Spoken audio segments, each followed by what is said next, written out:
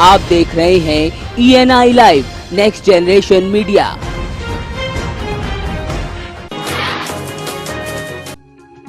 कुशीनगर जनपद के त्रिलोकपुर बुजुर्ग गांव की होली पूरे जिले में मशहूर है। यहाँ ग्रामीणों ने होली के पारंपरिक स्वरूप को बरकरार रखा हुआ है। बच्चे, बूढ़े और जवान एक दूसरे को अबीर गुलाल लगाते हैं, तो वहीं फागुन के गीत गाए जाते हैं। फागुन के गीत गाते होरियारों की टोली घर घर जाती है, जहाँ घर का मुखिया होरियारों की टोली पर हल्दी से बना रंग डालता है। सबसे खास बात यह है कि इस दौरान किसी भी अश्लील शब्द या हरकत का बिल्कुल इस्तेमाल नहीं होता। और क्या हिंदू, क्या मुसलमान, सभी होली के त्योहार को इस गाँव में सद्भाव के साथ मनाते हैं।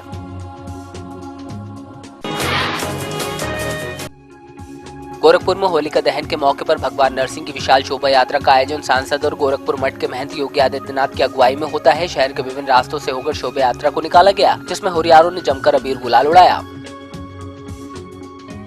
उत्तर प्रदेश और उत्तराखंड ने जो जनादेश भारतीय जनता पार्टी के पक्ष में दिया है, यह सचमुच इस होली के उत्साह को और कई गुना बढ़ा देता है।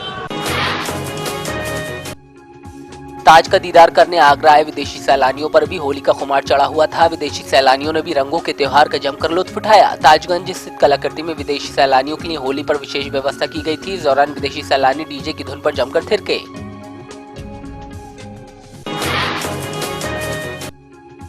बांदा के अवस्थी पार्क में होलिका दहन के बाद महिला और पुरुषों ने एक दूसरे को गुलाल लगाकर होली खेली। इस दौरान पतंजलि योग गुरु प्रकाश साहू ने बताया कि जिस तरह शिविर में सभी धर्मों के लोग आते हैं, उसी तरह बिना भेदभाव सभी धर्मों के लोग बिना भेदभाव एक दूसरे को यहाँ गुलाल लगाते हैं।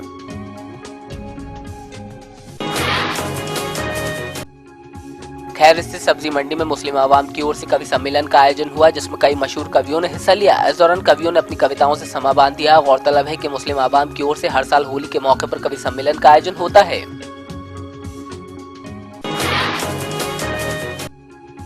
बलरामपुर के उतरौला में होली का त्योहार धूमधाम से मनाया गया, तो वहीं नवनिर्वाचित विधायक राम प्रताप वर्मा होली के जुलूस में शामिल हुए। इस दौरान नवनिर्वाचित विधायक का कई जगह स्वागत हुआ, तो वहीं पुलिस को व्यवस्था बनाए रखने के लिए काफी मशक्कत करनी पड़ी।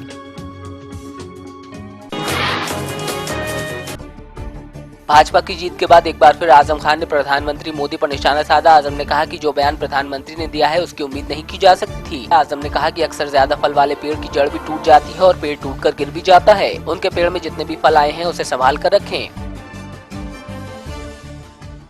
कल उन्होंने कहा है कि फलों से लदे हुए पेड़ टूट जाते हैं। हम चाहेंगे कि वो ये भी समझ लें कि अक्सर ऐसा भी होता है जब ज्यादा फल आ जाते हैं तो पेड़ की जड़ टूट जाती है और पेड़ गिर जाता है।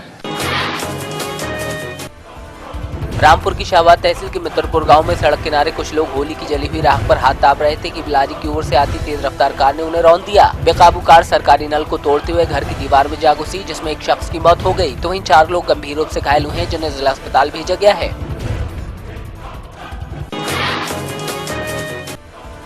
मैनपुरी के किशनी में 14 वर्षीय किशोरी को उसके स्कूल की वैन के ड्राइवर ने ही तमंचे के बल पर अगवा किया और फिर रेप की वारदात को अंजाम दिया। बताया जा रहा है कि किशोरी अपनी मां के साथ खेत पर जा रही थी, तभी बाइक सवारों ने उसे तमंचे के बल पर बाइक पर बैठा लिया। आरोपी लड़की को एक बाग में ले गए और फिर उसके साथ रेप किया। ग्रामीणों को पहुंचते देख आरोपी फरार हो गए। फिलहाल पुलिस आरोपियों की तलाश में जुटी है।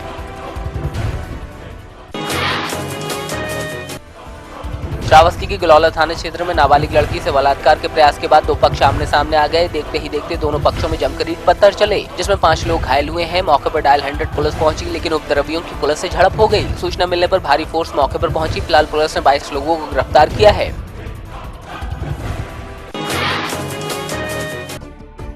छत्तीसगढ़ के दंतेवाड़ा में आकाशीय बिजली गिरने से एसटीएफ जवान की मौत हो गई थी, जिसके बाद जवान धर्मवीर का पार्थिव शरीर उनके गृह जनपद बांदा लाया गया। वहीं पुलिस अधिकारियों की मौजूदगी में उन्हें अंतिम विदाई दी गई।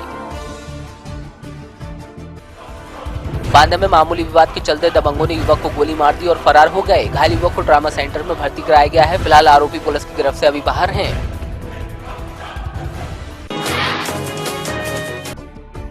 उमरिया जिले में प्रधानमंत्री आवास योजना के तहत बैगांव को मिले आवास की राशि में वेंडर, सरपंच, सचिव और पंच द्वारा घोटाला उजागर होने के बाद बैगांव ने मामले की कलेक्टर से शिकायत की थी। वहीं मीडिया में भी इस खबर को प्रमुखता से दिखाया गया, जिसके बाद जांच में तेजी आई। फिलहाल एक भाजपा नेता समेत सरपंच और कई लोगों पर एफआईआर दर्ज की गई है।